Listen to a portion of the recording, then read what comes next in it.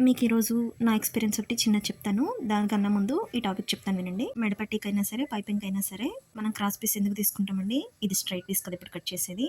Straight piece అయితే సాగదండి. దీన్ని నడుముకి, చేతులకు మాత్రమే వేయగలము స్ట్రెయిట్‌గా ఉంటుంది కాబట్టి. కానీ క్రాస్ పీస్ అయితే వంపులు తిరగడానికి, రౌండ్ నెక్ గానీ, స్క్వేర్ గానీ రకరకాలుగా షేప్‌గా మనం తిప్పుకోవడానికి యూజ్ అవుతుంది కాబట్టి క్రాస్ పీస్ యూజ్ చేస్తామండి. కానీ స్ట్రెయిట్ పీస్‌తో కూడా మనం రౌండ్ నెక్‌లకి అన్నిటికి వేసుకోవచ్చండి. అది ఫుల్ వీడియో లింక్‌లో ఇచ్చాను చూడండి. డీటెయిల్డ్‌గా అర్థమవుతుంది మీకు.